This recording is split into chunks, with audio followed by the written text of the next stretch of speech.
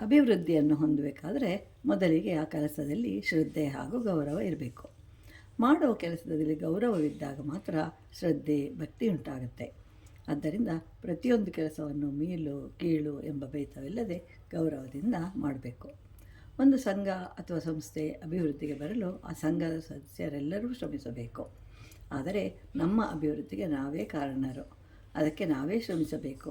ಅದಕ್ಕೆ ಮೊದಲು ತನ್ನನ್ನು ತಾನೇ ಉದ್ಧರಿಸಿಕೊಳ್ಳಬೇಕು. ಆದರೆ ಮಾನವನು ಮೊದಲಿಗೆ ಇದನ್ನು ತಿಳಿಯುವುದಿಲ್ಲ. ಭಗವದ್ಗೀತೆಯಲ್ಲಿ ಶ್ರೀಕೃಷ್ಣನು ಹೀಗೆ ಹೇಳಿರುವನು: ಉದ್ಧಿರೇನಾತ್ಮನಾತ್ಮಾನಂ ಆತ್ಮಾನಂ ಅವಸಾದಯೇತ್ ಆತ್ಮೈವ್ಯ ಆತ್ಮನೋ ಬಂಧು ಅತ್ರೈಹಿ ವರಿಪುರಾತ್ಮನಃ.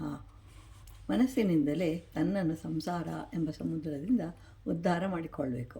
ತನ್ನನ್ನು ಕುಗ್ಗಿಸಿಕೊಳ್ಳಬಾರದು. ಏಕೆಂದರೆ ಮನಸ್ಸೇ ತನ್ನ ಬಂಧು, ಮನಸ್ಸೇ ತನ್ನ ಶತ್ರು ಎಂಬುದು ಭಗವಂತನು ಮಾನವನಿಗೆ ನೀಡಿದ ಒಂದು ದೊಡ್ಡ ಸಂದೇಶವಾಗಿದೆ.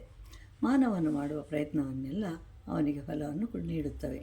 ವೈದ್ಯ ಕೊಟ್ಟ ಔಷಧಿಯನ್ನು ರೋಗಿಯು ತೆಗೆದುಕೊಳ್ಳಬೇಕೇ ವಿನಃ ತನ್ನ ಕಾಯಿಲೆಗೆ ಬೇರೊಬ್ಬನು ಔಷಧಿ ತೆಗೆದುಕೊಂಡರೆ ಪ್ರಯೋಜನವಾಗುವುದಿಲ್ಲ. ಬುದ್ಧನು ತನ್ನ ಅಂತ್ಯಕಾಲದಲ್ಲಿ ಮೃತ್ಯುಶಯ್ಯೆಯಲ್ಲಿರುವಾಗ ಶಿಷ್ಯರನ್ನು ಕರೆದು, ನಿಮಗೇನಾದರೂ ಸಂದೇಹವಿದ್ದರೆ ಕೇಳಿ ಅಂತಂದಾಗ ಅವನ ಪರಮ ಶಿಷ್ಯನಾದ ಆನಂದನು, ನಿಮ್ಮ ನಂತರ ನಮ್ಮನ್ನು ನಡೆಸುವವರು ಯಾರು ಅಂತ ಕೇಳಿದಾಗ ಬುದ್ಧನು, ನಿಮಗೆ ನೀವೇ ಬೆಳಕಾಗಬೇಕು ಎನ್ನುತ್ತಾ ನಮ್ಮನ್ನು ಉದ್ಧಾರ ಮಾಡುವ ಶಕ್ತಿ ನಮ್ಮಿಂದಲೇ ಬರಬೇಕು ಅಂತ ಹೇಳ್ತಾನೆ. ನಮ್ಮಲ್ಲಿ ಆತ್ಮಶ್ರದ್ಧೆ ಇರಬೇಕು. ಮನಸ್ಸೇ ನಮ್ಮ ಶತ್ರು ಹಾಗೂ ಮಿತ್ರ. ನಮ್ಮನ್ನು ನಾಶ ಮಾಡುವ ಶಕ್ತಿ ಹಾಗೂ ಉದ್ಧರಿಸುವ ಶಕ್ತಿ ನಮ್ಮಲ್ಲಿಯೇ ಇದೆ. ನಾವು ಅದನ್ನು ಗುರುತಿಸಿಕೊಳ್ಳಬೇಕು ಹಾಗೂ ಅದರಲ್ಲಿ ಉದ್ಧರಿಸುವ ಶಕ್ತಿಯನ್ನು ಉದ್ದೀಪನಗೊಳಿಸಿಕೊಂಡು ಜೀವನದಲ್ಲಿ ಮುನ್ನಡೆದು ಅಭಿವೃದ್ಧಿಯನ್ನು ಹೊಂದಬೇಕು.